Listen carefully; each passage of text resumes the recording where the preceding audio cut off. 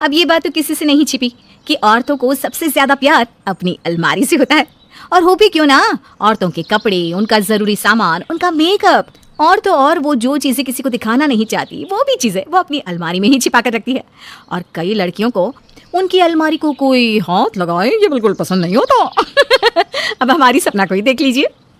इस घर में पता नहीं ये बात किसी को समझ में क्यों नहीं आती कि मेरी अलमारी को कोई हाथ नहीं लगाएगा। और कितनी बार बोलनी पड़ेगी ये बात मुझे।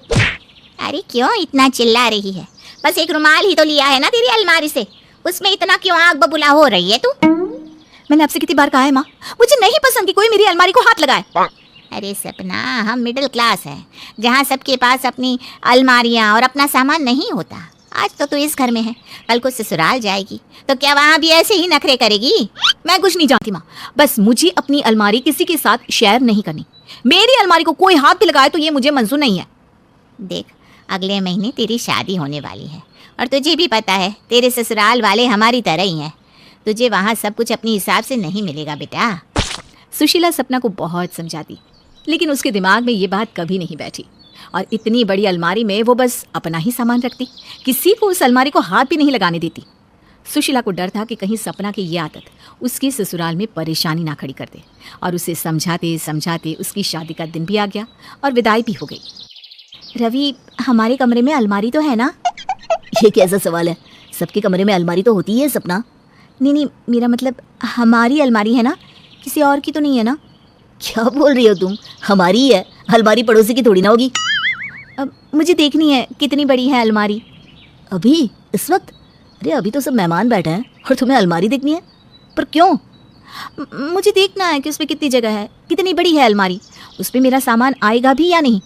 अरे वो सब तो ठीक है, पर अभी क्या करोगी देखकर अलमारी को? अभी सारे मेहमान बैठे हैं, इस वक्त ऐसे जाना ठीक नहीं लगता, समझो बात को। नहीं, मुझे अभी देखनी है, प्लीज चलो ना अपने रूम में। कुछ मेहमान सपना को कहते हुए सुन लेते हैं कि वो रवि को कमरे में ले जाने की बात कर रही है। अरे लगता है बहू रानी से सब्र नहीं हो रहा है रवि। इसलिए बार बार कमरे में चलने को कह रही है क्या? अरे नहीं बुआ जी, ऐसा कुछ भी नहीं है, वो बस सपना थक गई है ना इसलिए। अरे अब झूठ मत बोल, कब से देख रही हूँ मैं। तुम अपना सामान कहीं और रख लेना, मुझे अपनी अलमारी किसी के साथ शेयर नहीं करनी। अरे ये क्या बात हुई भला?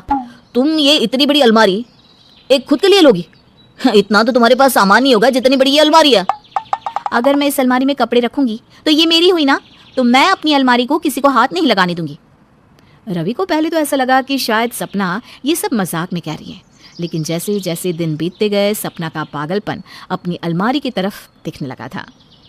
अरे सपना बहू, ये कुछ नए कपड़े हैं, तेरी अलमारी काफ़ी बड़ी है ना, उसमें काफ़ी जगह होगी, तो उसमें जाकर रख दे बेटा।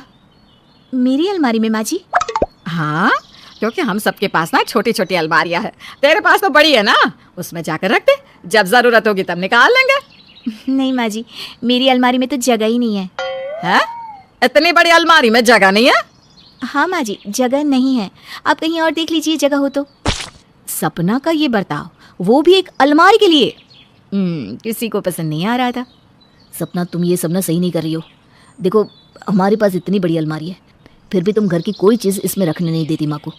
आप क्यों नहीं समझ रहे हैं, एक लड़की के लिए अलमारी कितनी ज़रूरी होती है। ये पागलपन है सपना, मुझे तो इसमें कुछ भी सही नज़र नहीं आता। आप लड़की होती तो आपको समझ आता ना। ठीक है चलो एक काम करते हैं, कल रिया हॉस्टल से वापस आ रही है, वो तो लड़की है ना, देखते वो तुम्हारी तरह पागल है या नहीं। और ऐसा कुछ नहीं हुआ ना तो तुम्हें अपनी अलमारी सबके साथ बांटनी होगी। रवि ने सपना को चैलेंज किया और जब अगले दिन रिया वापस घर को लौटी तब, रिया तुझे याद है कैसे हम बचपन में अपनी सारी चीज़ें एक दूसरे के साथ बांटा करते थे? हाँ भैया, मुझे सब याद है। सच में भाभी, हम सब कुछ एक दूसरे के साथ बांटते थे, खाना हो, खिलौने हो, किताबें हो, या पापा जो भी हमारे लिए लाते थे, मैं और भैया सब कुछ बांटते थे। देखा, हम दोनों सब कुछ शेयर करते हैं पहले से ही, तुम्हारी तरह नहीं। हाँ सुन लिया मैंने, बार बार बोलने की ना जरूरत नहीं है।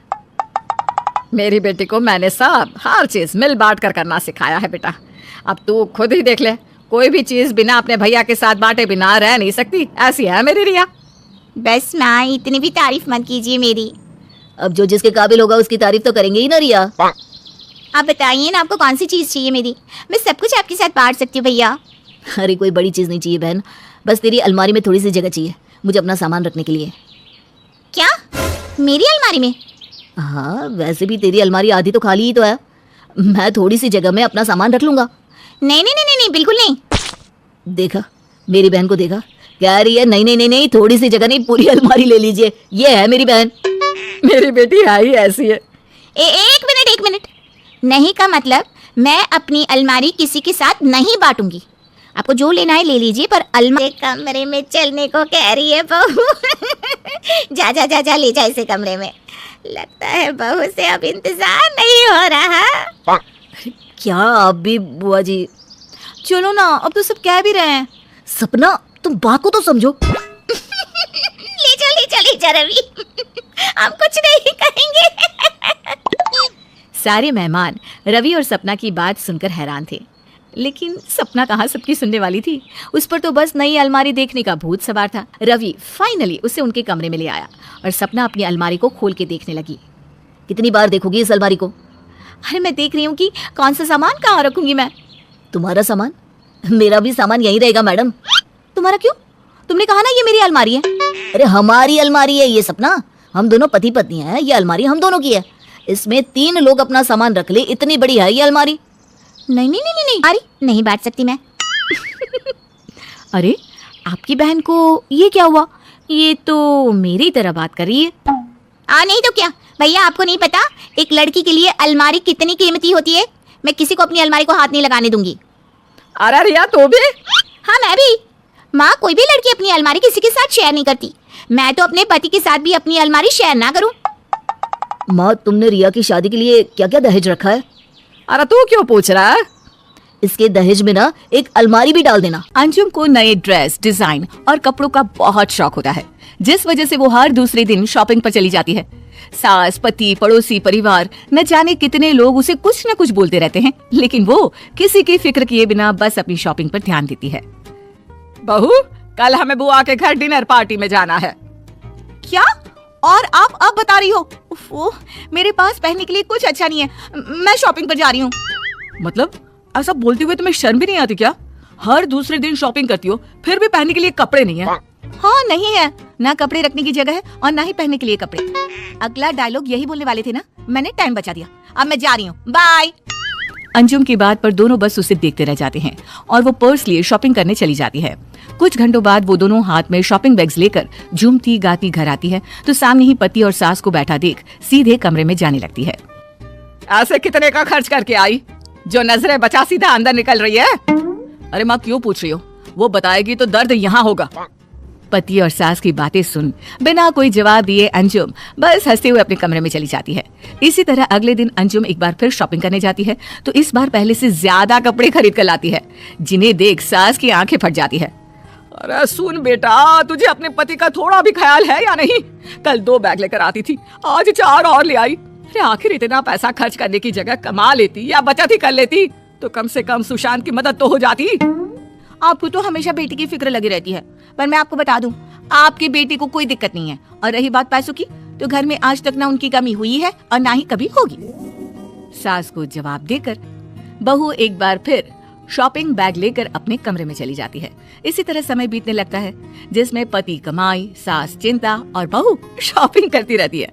जहां एक तरफ अंजुम की शॉपिंग घर वालों को परेशान रखती है, वहीं दूसरी तरफ उसका मनी मैनेजमेंट उन्हें हैरान भी रखता है। पिछले महीने मेरी सैलरी कम आई थी, उस पर अंजुम ने पूरे महीने शॉपिंग की, फिर भी घर का सारा खर्चा इतनी आसानी से कैसे हो गया? अरे यही तो मैं भी सोचती हूँ बेटा, लेकिन तेरी पत्नी अपने नए कपड़ों की तरह इन पैसों के खेल को भी ना मिस्ट्री बनाए रखती है। माँ बेटे बात कर ही रहे होते हैं कि खुशी से झूमती अंजुम उनके पास आती है। अरे तुम्हारी कौन सी लॉटरी लगी है जो इतना खुश हो रही हो? किसी ने फ्री शॉपिंग बोल दिया होगा, इससे बड़ी इसके लिए क्या लॉटरी हो सकती है? बात तो आपकी सही है। कौन सी? यही कि फ्री शॉपिंग मेरे लिए लॉटरी से कम नहीं, और इस बार मैं सीधा फैशन शो ऑक्शन से ड्रेस लूंगी। क्या तुम फैशन शो से ड्रेस खरीदोगी? दिमाग तो सही जगह है। अरे ये तो शादी से पहले पूछना चाहिए था, अब पूछकर क्या फायदा। चल जरा मैं अभी देखूं कौन सी ड्रेस खरीदेगी। अब बहू के साथ सास भी फैशन शो में पहुंच जाती है, जहां सब मॉडल्स और उनके सुंदर इंडियन कपड़े देख सास हैरान होने के साथ खुश भी हो जाती है। अरे यकीन नहीं होता, इन्होंने फैशन में ये ट्रेडिशनल वाले कपड़े भी रखे हैं। वो सबकी ड्रेस तो देख, कितनी सुंदर सुंदर है। आपको जो पसंद आए बता देना, हम ले लेंगे।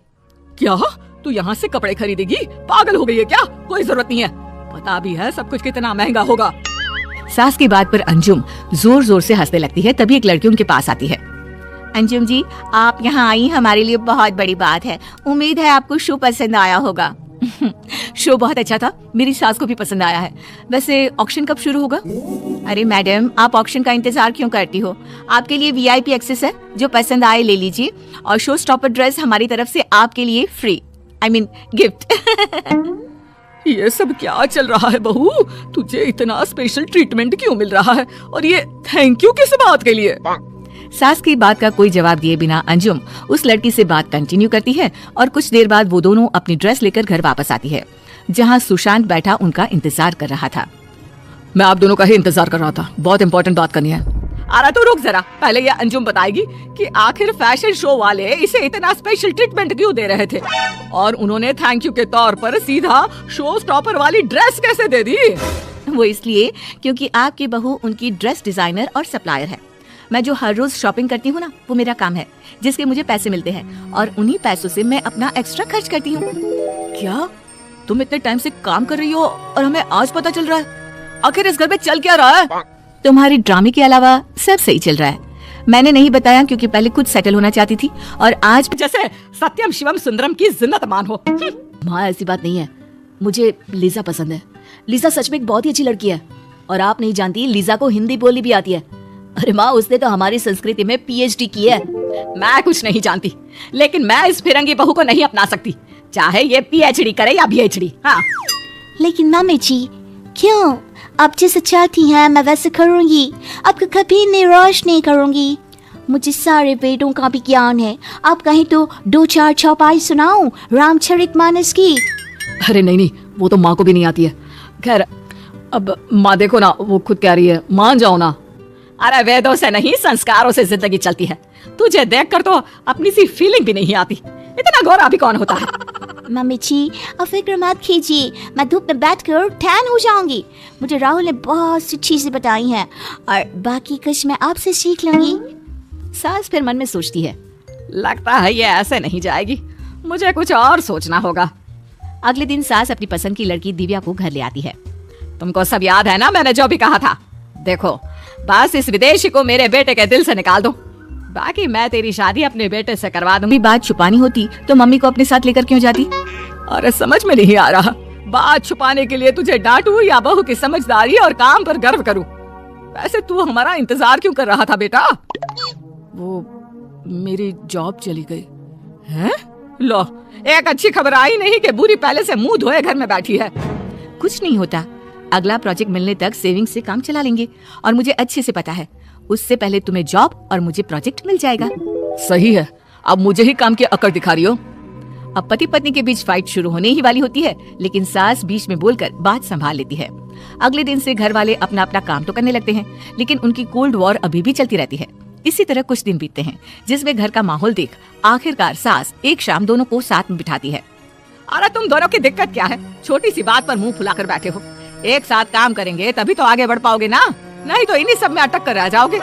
सुशांत, बहू तेरी मदद ही करना चाहती है, और अंजुम, मेरा बेटा भी तुम्हारा कोई बुरा नहीं चाहता।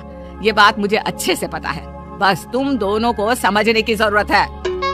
वैसे तुमने सच्चाई छुपाई, वो गलत था, और तुमने भेदभाव दिया, वो भी तो गलत था। ठीक है, सॉरी। मेरा भी सॉरी।